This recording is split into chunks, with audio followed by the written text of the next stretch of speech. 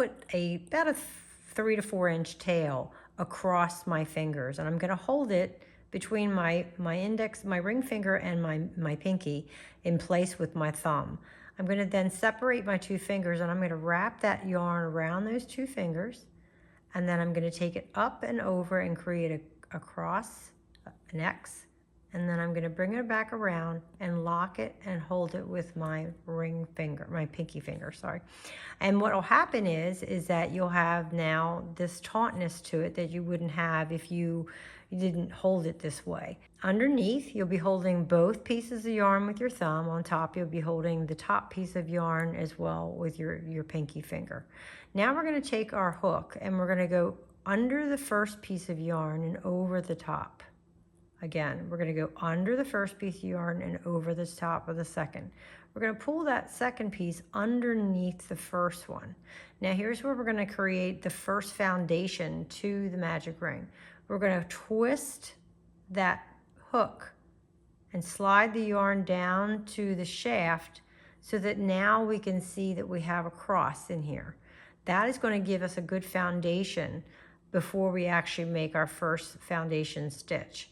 Again, let's do that again. Once we get it underneath the first piece of yarn, we're going to twist, slide it down to the shaft, and make sure that it's twisted as you see here. Then what we're going to do is we're going to take and go underneath the yarn that's being held by the pinky and the thumb, and we're going to bring that under and inside this particular piece, this loop that's on the hook. Now we're going to slide the magic ring off of our hand, our fingers, and here's what we have. We have the beginnings of a magic ring. We have the tail, which is very important because that's going to help tighten the ring up. We have two loops. They are crisscross, and that's okay. It's supposed to be like that. And then we have the single yarn that goes around for the bottom part of the ring.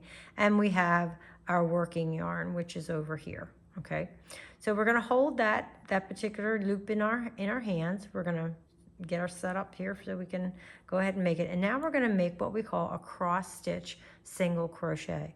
The cross stitch single crochet is a little different just because it has a tighter look to it, and it has, when you look at it in the projects that you're going to be doing, you do have that cross stitch effect that you see in this. That particular cross stitch will allow you to have less holes, it'll be more taut, but not having to decrease your actual hook size as opposed to just using the regular hook size and changing the stitch.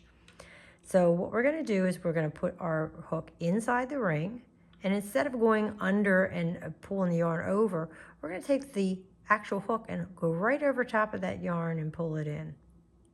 Then we're going to go under like we do a regular single crochet and pull through two loops. Again, we're going to go inside the ring, over the yarn with the hook, and then under the yarn with the hook and pull through two. And we're going to do this 6 times, and I'm just going to do it slow so you can see. Under, over, under, pull up 2. Inside, over, under, pull through 2. Inside the ring, over the yarn, under the yarn, and inside, pull up 2. 1, 2, 3, 4, 5, 6. So we now have 6 single cross stitch, single crochets in there. And now what we're going to do is we're going to actually pull this taut to make a ring. If you take your index finger and your thumb and just hold the first couple of stitches, the last couple of stitches that you just did, grab the tail and just pull. Now watch how that pulls that ring through there and tightens that really tight. And we're just going to keep pulling until we get it really tight here. And you can see that now we don't have any hole there. It's tight and taut, and we can continue to tighten that if we need to. So try this out. Let me know that you liked the video by pressing the like button and subscribe. And again, you can visit my website at www.robinscrochetcorner.com. Again, my name is Robin Gribbin, and happy crocheting.